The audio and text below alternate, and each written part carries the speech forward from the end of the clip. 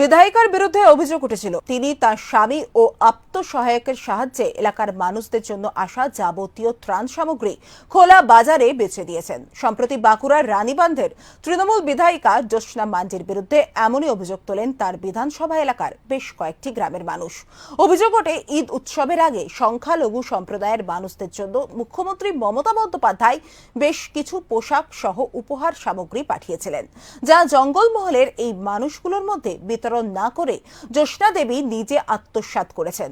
এ ব্যাপারে তাকে প্রশ্ন করা হলে তিনি এই দুর্নীতির দায় চাপিয়ে দেন তৃণমূলের অঞ্চল সভাপতিদের ওপর। তার দাবি, যে সমস্ত পোশাক ইত্যাদি এসেছিল সেগুলি অঞ্চল সভাপতিদের মাধ্যমে বিতরণ করা হয়েছে।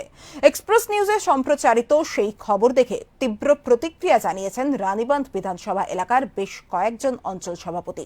তাদের পাল্টা দাবি, বিধায়িকা নিজের দুর্নীতির দায় অন্যায়ভাবে তাদের উপর চাপিয়েছেন।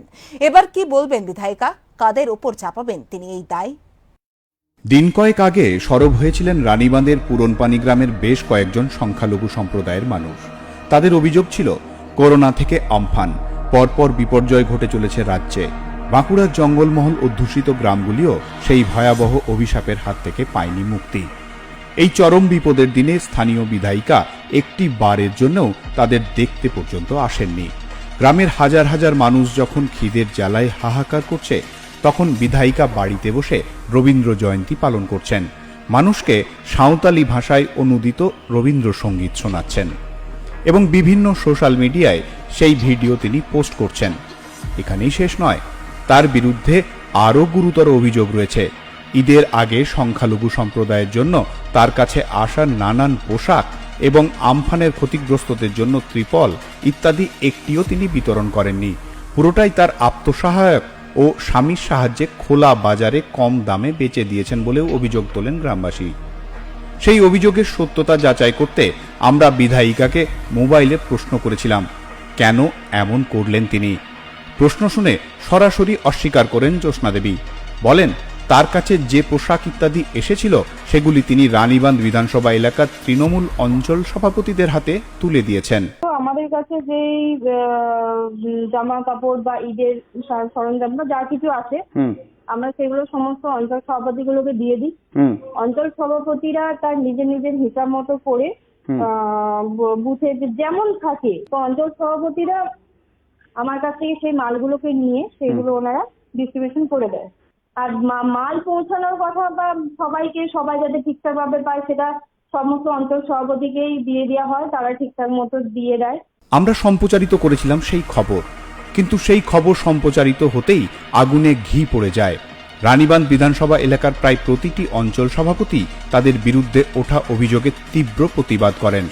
প্রায় প্রত্যেকেই বিধায়িকাকে আকণ্ঠ দুর্নীতিগ্রস্ত এবং অযোগ্য নেত্রী বলে বর্ণনা দেন।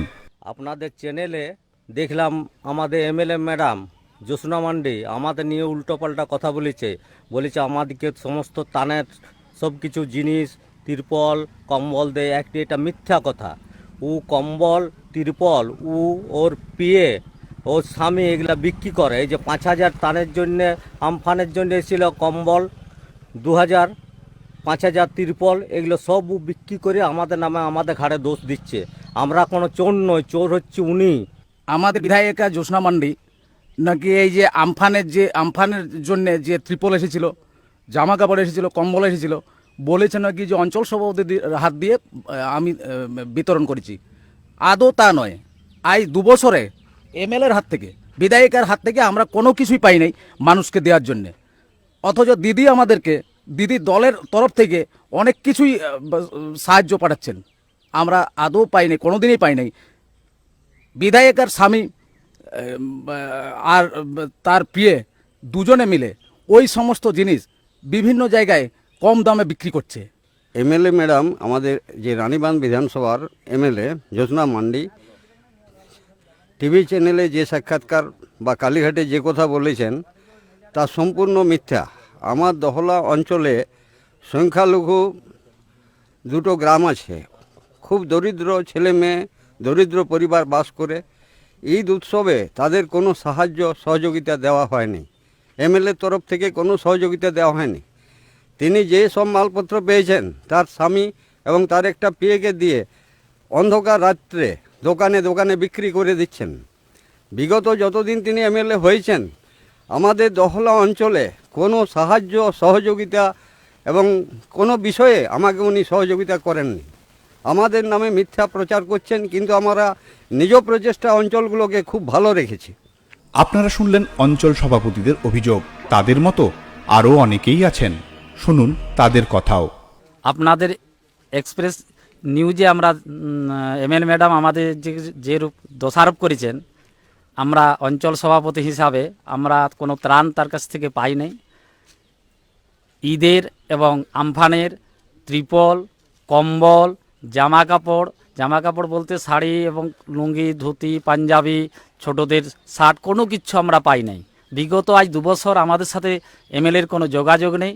আজ পর্যন্ত তার কোনো ত্রাণ আমরা পাই নাই এবং অঞ্চলে কোনো দিন তিনি সহযোগিতাও করেননি।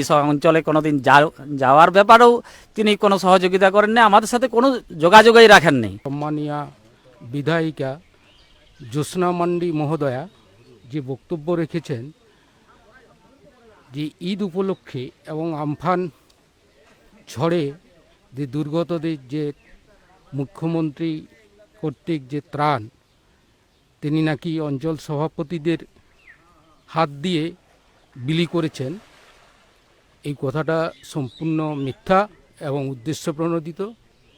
আমরা আর একমাত্র কাজ আমি লক্ষ্য করে দেখেছি, তিনি বিভিন্ন জায়গায় সোশ্যাল মিডিয়ার মাধ্যমে কিছু ছেলেকে নিয়োগ করে তাদের মাধ্যমে ফটো তোলাতেই তিনি ব্যস্ত থাকেন। জনগণের সাহায্য বা সহযোগিতা করার কোনোরূপ তার উদ্দেশ্য নেই।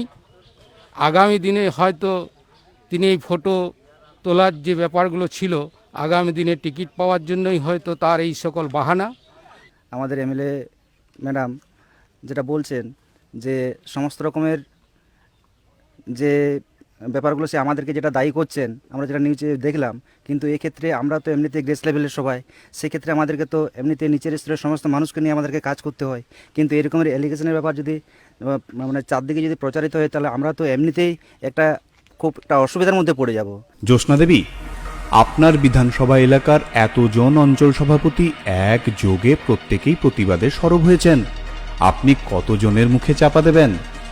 এখন আপনি কি বলবেন বিধায়িকা দেবী? বাঁকুড়ার রানীবাঁধ থেকে সুদীপ সাহু, এক্সপ্রেস নিউজ।